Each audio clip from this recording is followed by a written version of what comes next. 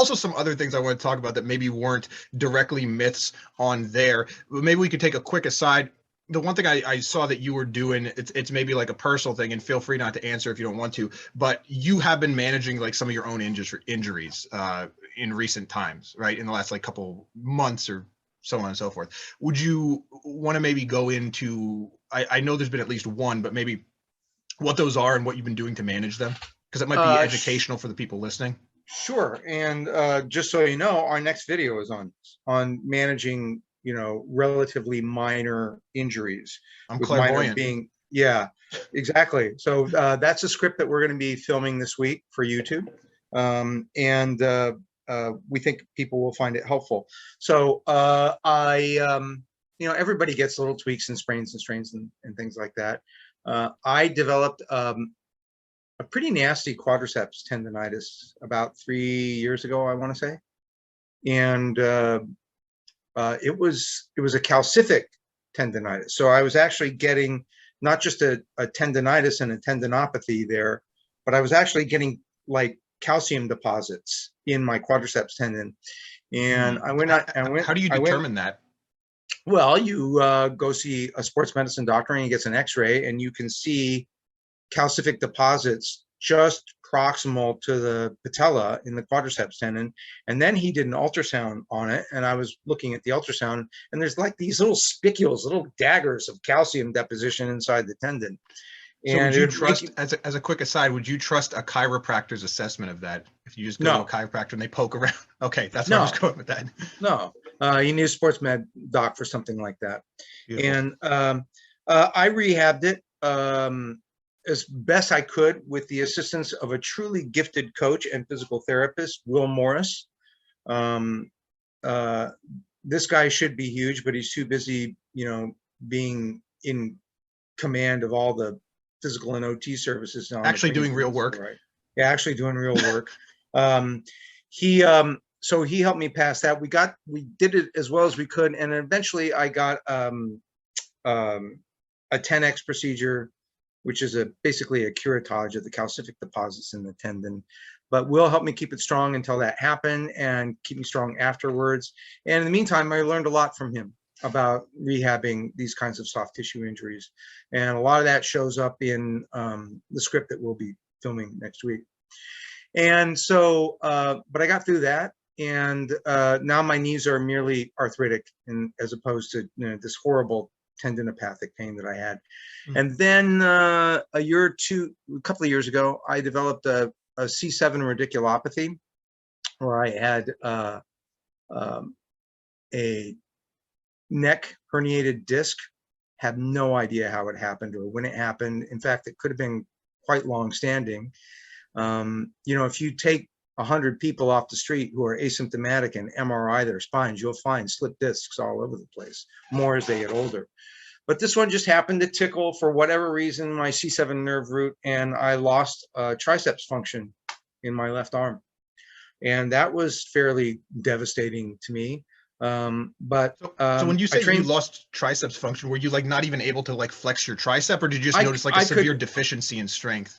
I could flex it, but there was very severe deficiency. It would not, like I would get under a 135 bench press, which to me is just a very light, it's my second warm up, right? And I couldn't get the left arm to lift it, right? Yeah. I'd get under an empty bar for a press and I would be way off catawampus. So it was pretty horrifying. And I trained through it. And again, with some guidance from Will. Most recently, I had a tweak in my low back. Of course, those are par for the course. Everybody gets tweaks in their low backs. But this one was in an area that I've frequently injured minorly in the past. And usually I'm over it in a couple of days. You know, just low backs, they suck. But this one really gave me some trouble this time. It was in the same areas before, but it really gave me some trouble. And it felt like it was either SI joint or, you know, glute origin up there. It's in the same area. Hard to say what it was. And to a certain extent, when it comes to these kinds of injuries, I don't care what it is, because I'm going to rehab it the same way. So I don't care if it was an SI joint or a glute origin. right? Who cares, right? Right. You're not going to do surgery on either one. So the goal is to train through it, to keep moving, stay as strong as you can, and train through it. And so, so that's what I did. What do you think about people who go really ham, like they go really in depth on trying to self-diagnose themselves with these type of things? Well, I think that that's not a good idea. For example, when my knee really started to hurt, I was quite certain, based on everything going on, that it was arthritis. It was osteoarthritis. And I went to the sports med doc and I said, I've got osteoarthritis in this knee. I want to know what you can do for me. I want to know how bad it is so I can plan my training going forward. He said, okay, let's get an x-ray. He got an x-ray. And he said, you have the knee of a 33-year-old man. Nice.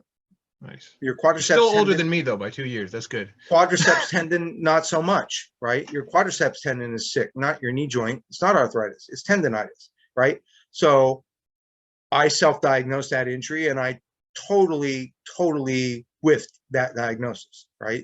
So trying to diagnose, just like here, this back injury, like I called it an SI joint, but I knew it could be something else. I knew it could be proximal glute or something like that.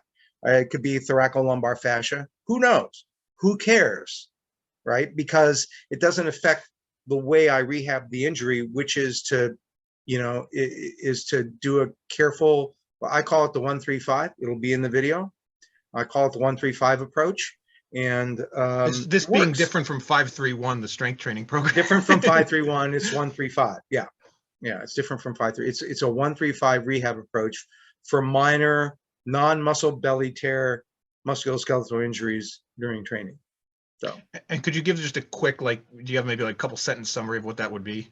Well, I don't want to give away the farm, but yeah, we're basically we're not going to do is take a whole bunch of weight off the bar and do lots of reps at lightweight. That's not how we sets of 30 with the empty bar. No, we're not. Yeah. For muscle belly tears, that's where I still like to start. I still like to start rehab for that, although it's more controversial than it used to be.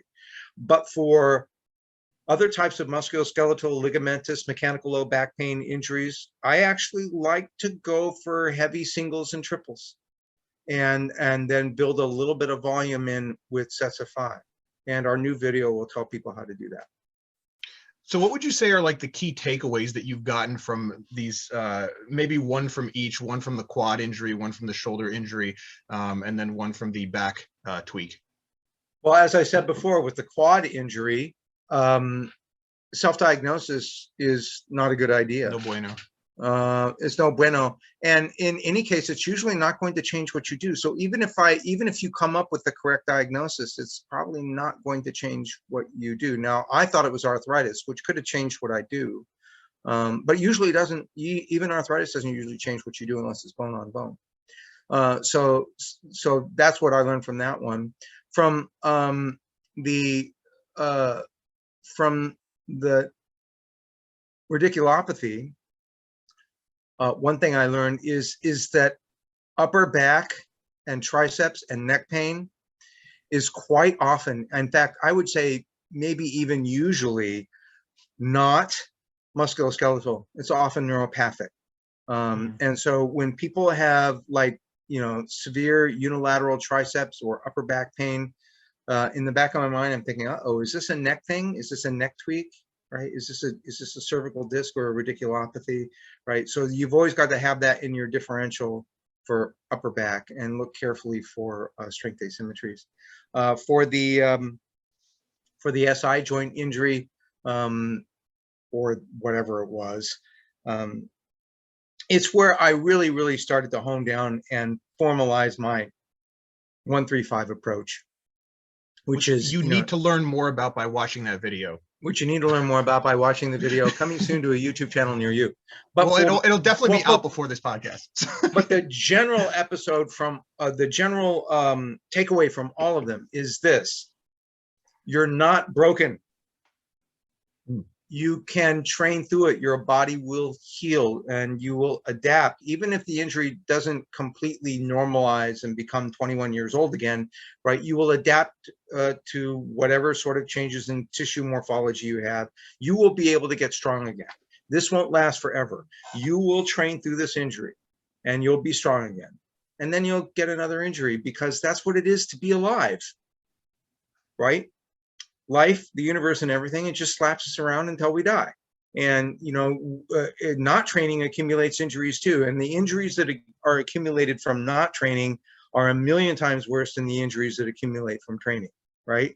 So to be an athlete, including to be an athlete of aging well and healthy and strong and vigorous, comes with injury. It comes with tweaks sometimes. Because that's what it means to be fully alive and physical and vigorous.